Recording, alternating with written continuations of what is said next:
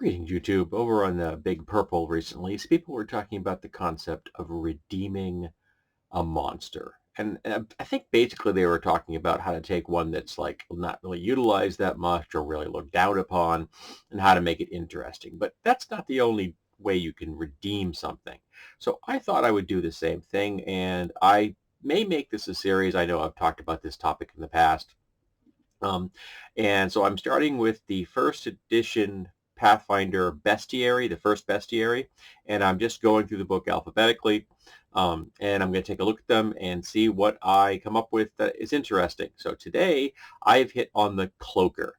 Now, the Cloaker is always has been a classic monster, kind of like the Lurker above and the Trapper. Those are just classic monsters that have been around for a long time. But I'm not sure if people really have like looked under the hood at some of the stuff that a Cloaker's got, because there seem to be some severe misconceptions. Well, first of all, it's a large, chaotic neutral apparition. Aberration, sorry, not apparition, aberration. Got dark vision, which is great. They have a decent AC. They have some decent hit dice as they are a CR5 creature. Good reflex save, decent fort and will. Nothing you're right. All that much right of home about. They have shadow shift, which is a nice ability. They have a 10-foot movement speed on the ground, and a fly speed of 40. That's pretty good. Melee attacks, they can do an engulf and a moan. And the moan is essentially a vibratory attack, a sonic attack that has different effects. I'll get that in a minute. I'm not going to worry about the feats and the skills. They speak Undercommon. Where their stats? Here their stats are. Strength of 21, so they are, looking at a commoner, they are more than twice as strong as a commoner. Okay, but they were large, and they are essentially one big muscle. They're manta ray shaped. They have a 16 dex, so 60% above a commoner. They have a con of 19, 90% above a commoner. They have an intelligence of 14, 40% higher than a commoner. They have a wisdom of 15, 50% higher than a commoner, and a charisma of 14. Again, 40% higher than a commoner. They environment underground. The organization is solitary, pair, mob, which is 3 to 6, or flock, which is 7 to 12. And it says standard treasure. And it gives the engulf. You understand what an engulf attack is. Now, the moan is kind of interesting because it's a sonic attack. They're calling it, actually getting very specific here, saying it is an infrasonic attack. They get much more high fantasy in like PF2 and in 5th edition, where it's much, the descriptors are much less scientific than they seem to be in PF1. And the effects you can get at this thing are fear, nausea, stupor, and unnerve. And the shadow shift, which is when in dim illumination, and Cloaker can manipulate shadows as a free action to create one of 3 effects: blur, mirror image, or silent image, which is a really powerful way to get someone distracted so that you can then attack. So this would be very useful if you were a solo hunter, or if you were working in a small group. Pack tactics, so you've got 1 or 2 members of the pack distracting the enemy, and you got 1 or 2 or more going in for the kill by using all their different abilities. And this is the description, to my mind, doesn't jibe with the data. It says, resembling hideously evil flying manta rays, cloakers are mysterious and paranoid creatures. A typical specimen has an 8-foot wingspan and weighs 100 pounds. Now,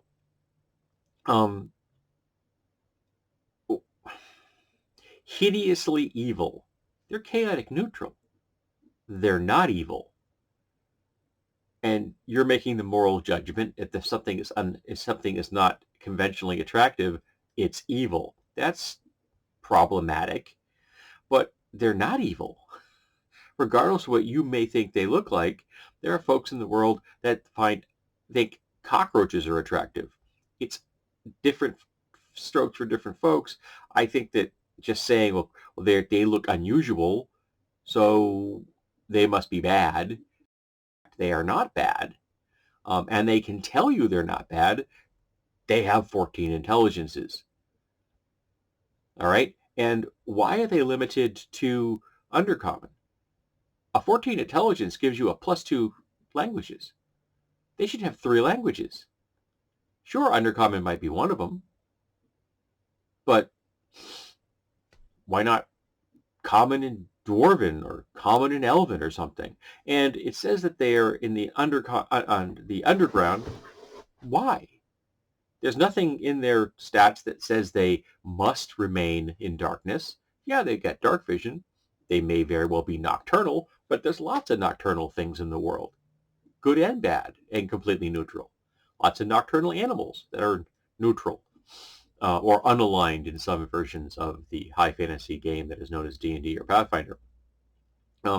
So that bothers me. Now, as far as the size goes, 8-foot wingspan and 100 pounds.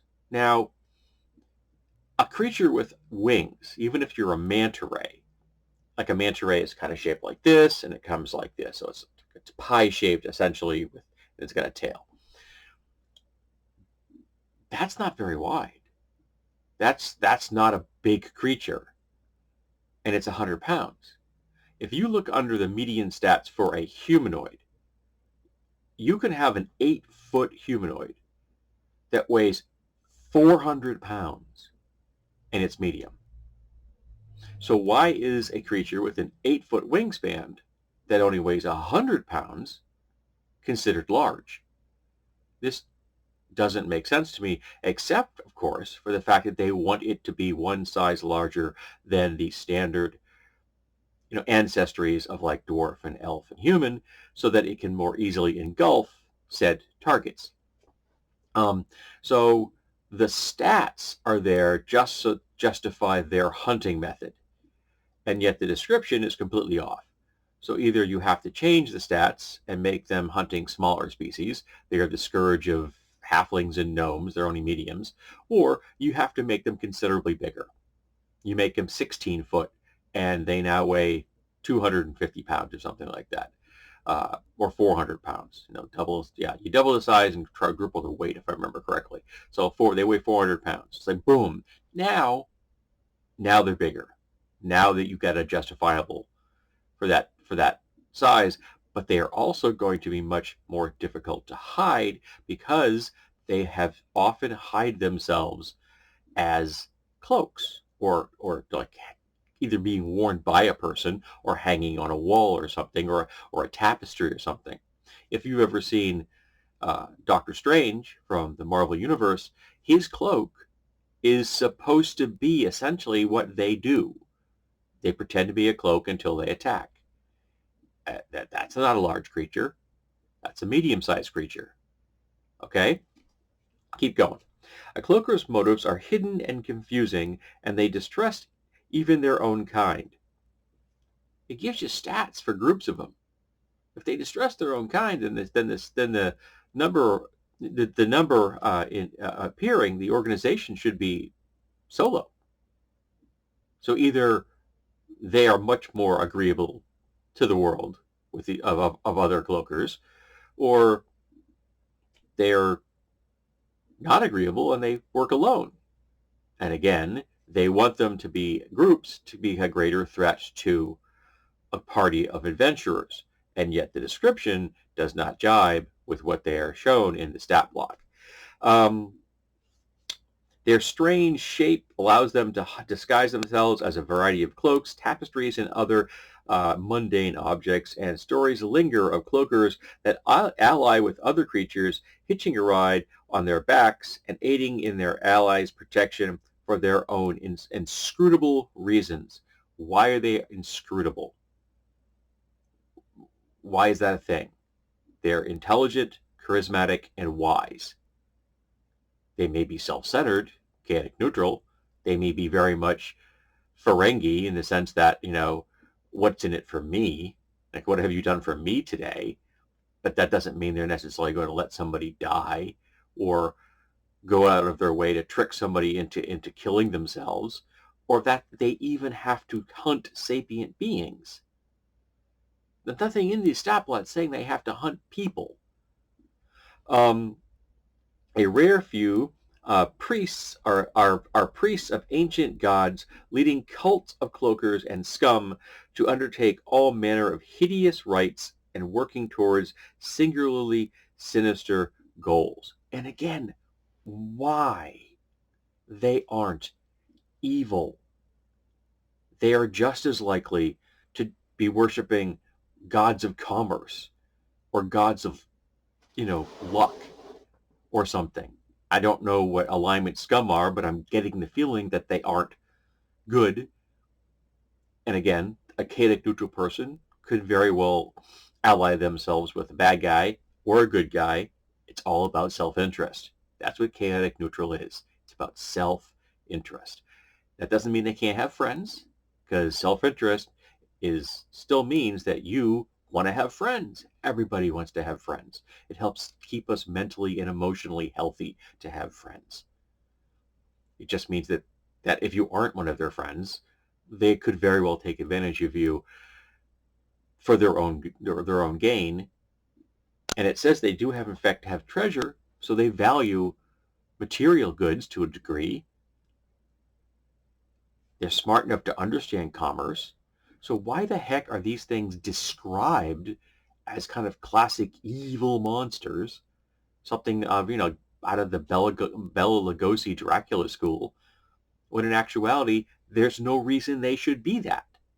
Just because they're an aberration doesn't mean they are evil. Flumps are aberrations, and flumps are lawful good.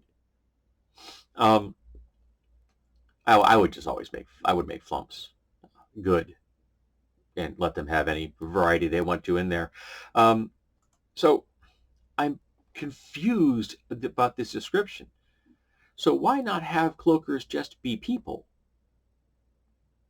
And they don't necessarily have to hunt sapiens. They could live in trees.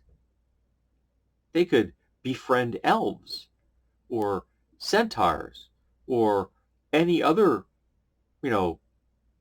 elven wood kind of species. Maybe they're out there helping cover the air protection for species that are ground bound, or helping out burrowing creatures like, halflings or gnomes that are living in burrows or, hobbit towns, and they're giving them air cover at night. Why not? They set up a symbiotic relationship, and they get things that they can't do. They probably don't cook well. They don't have particularly great manipulative capacity, though I would give them some manipulative capacity, give their tail an ability to do some tasks. They're going to have some kind of like nest building or something like that, because they don't really appear to have true legs. So they've got kind of bat-like structure. So maybe they make nests, maybe they don't. Maybe they hang upside down and you're just considered big bats. But bats aren't evil either. These things could be pest control for a forest, for a sylvan forest, going after evil creatures or just neutral creatures which are considered, an infestation in that area, or going after, aberrations that come from another dimension that might be a problem. So these things go after them. They might be taking out, mephits or quasits or things like that are considered dangerous because these things can take them on at night. Though only a 60-foot range is kind of a problem if you're flying. In my book, that's not a lot of heads up. I mean, you could have 40-foot speed, so you're moving almost at the same rate you can see. So you're going to have to very much pay attention. That's like almost dogfighting kind of thing. So maybe you want to give them better vision than 60. Maybe give them 120. And then you make them so they have, light sensitivity. Again, They're nocturnal, and now you've just justified them being nocturnal. But again, they should have more languages. They should have more options. They should not be slated as evil-looking creatures just because they look like manta rays. I love manta rays. I think they're really cool. I like manta ray shaped objects. I think manta ray shaped subs are wicked cool. The flying subs that was on some science fiction film and show. I can't remember at the moment. I had the model when I was a kid. It was awesome. I think manta shapes are great. I think lots of people find mantas fascinating. So why couldn't you find these things fascinating? To me, it just seems like lazy writing and incredibly inconsistent. You're telling me in the stat blocks one thing, and you're telling me something in the description another. And we've always kind of used these things as evil things. Why? Sure, they can cut a deal with partners or allies, acting as guards at night, or doing pest control on a farm. What farm wouldn't want one of these things living there in their barn, coming out at night and taking out coyotes, or foxes? Just simple stuff like that. Who wouldn't want it? Just scaring away a pack of, coyotes or wolves with those sonic abilities, as well as plucking one off occasionally just because it wants to eat. Earns its keep. It gets a safe place in the daytime to rest. Someone to help it with things it can't do because they don't have hands. Someone to tend its wounds when they get hurt. There's lots of RP opportunities here with the Cloakers that are being completely missed from these descriptions. They're just being made a generic monster. That's lazy. So let's talk about what you would do with the Cloaker. And I believe I'm probably going to continue this series at some point. Don't know when, but let's talk about redeeming the Cloaker. What would you do with them in your campaign once you realize that the description and the stat blocks don't tell the same story?